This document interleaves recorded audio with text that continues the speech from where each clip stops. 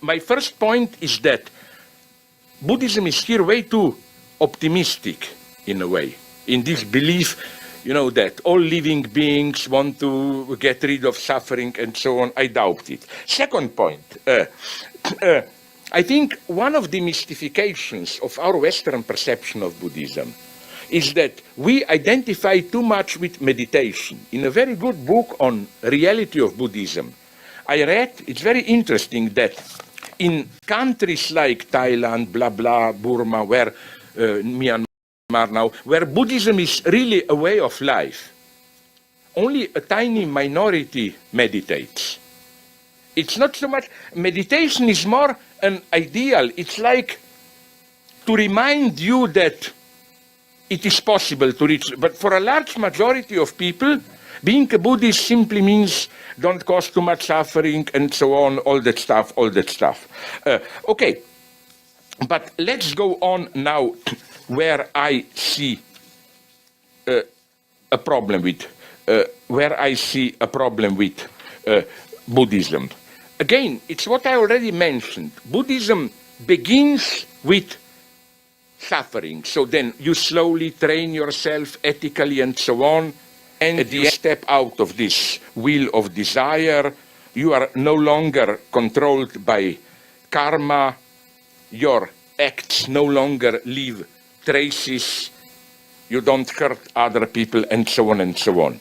Here, I have a couple of problems, and okay, I don't have time to go now in detail in them, but I had big debates with Buddhists who, at least, maybe they pretend that this, I don't know, conceded to me that there is a problem here. Namely, did you notice this radical ambiguity in Buddhism? How, when they talk about reaching enlightenment, they oscillate between two extremes. On the one hand, the idea is enlightenment is simply a radical shift in your self-experience. Enlightenment doesn't mean anything changes in the world. It means just you radically shift your attitude. You no longer believe that you are a substantial agent, free will, and so on. Just this. You accept the void. On the other hand, you have a much more radical tendency that living as such is suffering, and that basically that's the idea of Bodhisattva, the Buddhist saint, who refuses to enter nirvana, but although he entered nirvana, he comes back to our illusory reality, he postpones his own salvation till all living sentient beings will be saved, and so on and so on. I think, if you ask me, the origin of all the problems with Buddhism is Bodhisattva. This very noble, apparently, idea of I could be there, could have been there in nirvana, but I have such loving sympathy for the suffering of all living beings that I came back so that only we all together should join it. The problem here is, I think here already the battle is lost, because, authentic Buddhism for me means that in nirvana you don't go somewhere else. You stay fully here. And you can even be active as such. For an authentic radical Buddhist, you can, when you are in nirvana, you should forget, this is already, I think, a falsification. This idea that in nirvana you are somewhere there in a trance. No, you are here with all the people, just with a different attitude, but you can be fully active here. Now, the problem, of course, is if you accept this position, what does it mean ethically? Again, I claim there is, the problem that I already approached, there is no guarantee that horrible thing cannot happen. Like, this was a big shock of me. I read 2-3 books on, if there is a nightmare of a human person, this is Pol Pot. You remember, the leader of Khmer Rouge in Cambodia. Well, all descriptions agree that there was even a myth within the Khmer Rouge that he reached the highest enlightenment. He was an incredibly gentle, soft person, always inner peace, and so on and so on. So what I'm trying to say here, again, what I'm trying to say is that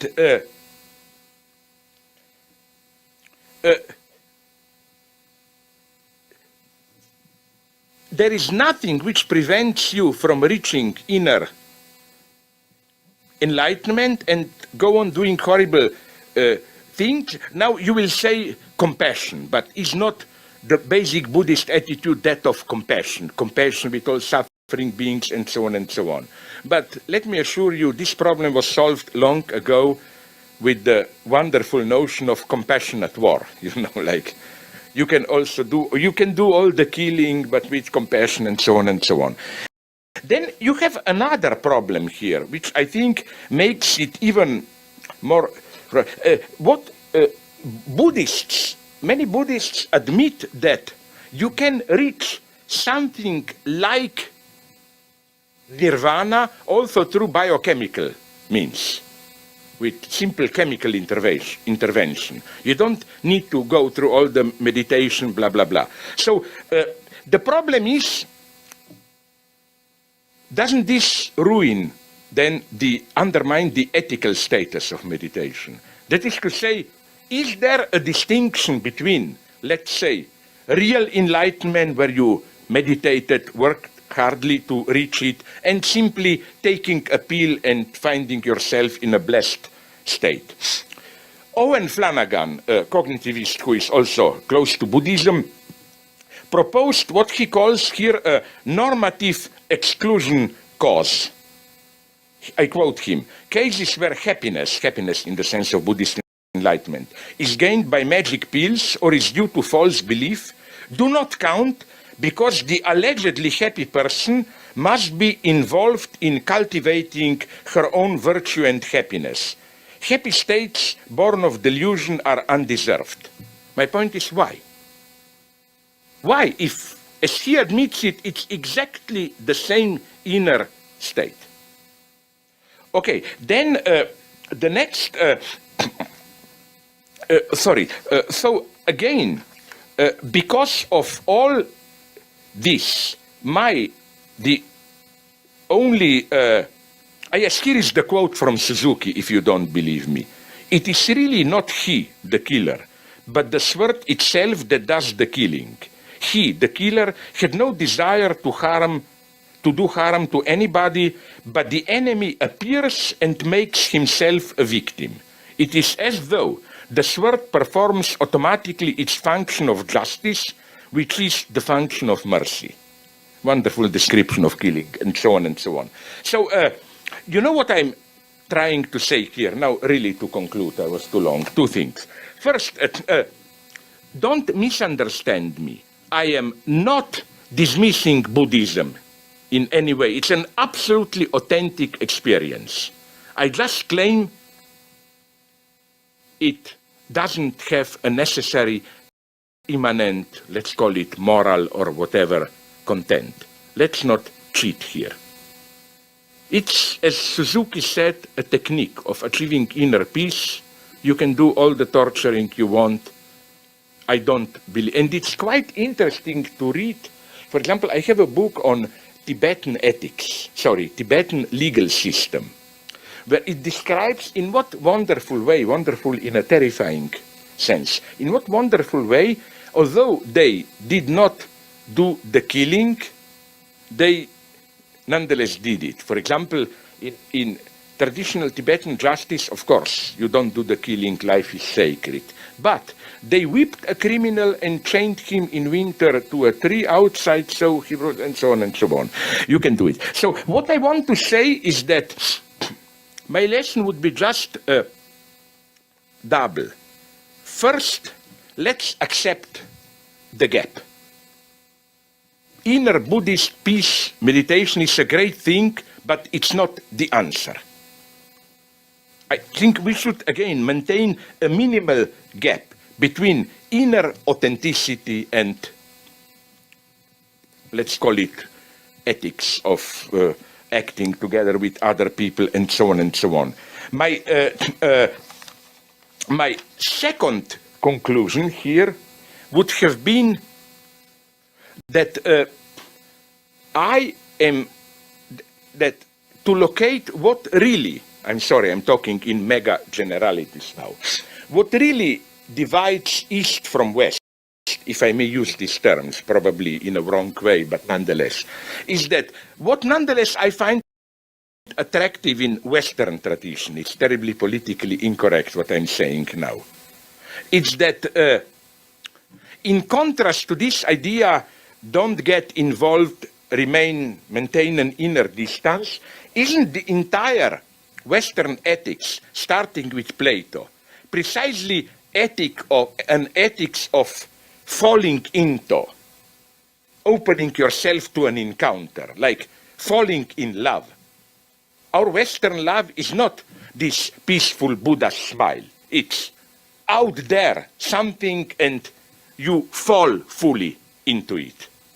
You know, this idea of fall, Gilbert Keith Chesterton, my favorite Catholic theologist, although I'm totally an atheist, of course, puts this nicely when he says that in all other religions, you have a fall, like man falls from God. Only in Christianity, God himself falls into the world, incarnation, and so on and so on. So what I'm saying is that what I am tempted to do here, but even here, I'm not sure if maybe some Buddhisms can do it. It's a very tricky point. It's, you know, at least I'm totally opposed to Star Wars Buddhism. I will stop immediately. To Star Wars Buddhism, you know, which is, you know, how Anakin Skywalker became Darth Vader by getting too identified, too much love. No, I mean, my friend Kojin Karatani, a Japanese leftist, told me that there is nonetheless a Buddhist tradition which says, no, nirvana does not mean maintain inner distance. Nirvana means fall fully into the world. In the sense of fall without reserve.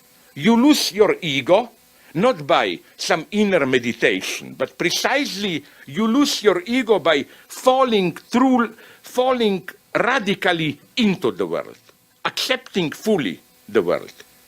And even, okay, I should maybe have stopped here, but my basic message again would have been that, that maybe here there is an irreducible ethical line of division, of how I'm tempted to claim that what we need precisely today, when a kind of a false Buddhism is becoming generally accepted ontology, is precisely to advocate the fall. Not wise distance, not like engage yourself fully, step out of yourself, fall into it. I think this is, for me, the ethics that we need today. I'm very sorry.